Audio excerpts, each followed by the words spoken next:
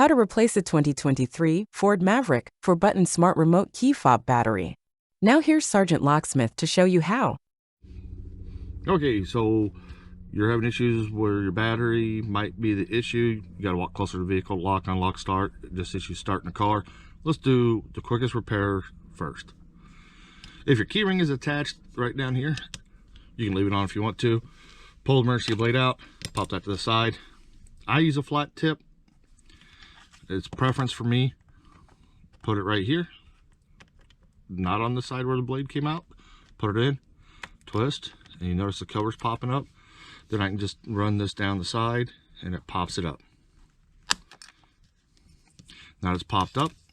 Here's your battery. This battery wants to come out. Just dump it up. 2450. Put your new battery in. And when you push it down, it wants to pop up just a little. That's fine. This back cover will hold it down. If the battery doesn't come out on yours, that's where you want to come in on the side right here and lift up. Now, when you go to put the cover back on, there's a little tab right here. There, you should be able to see it. That needs to go in first on here. So when you take cover, slide it in, push down, snap it together.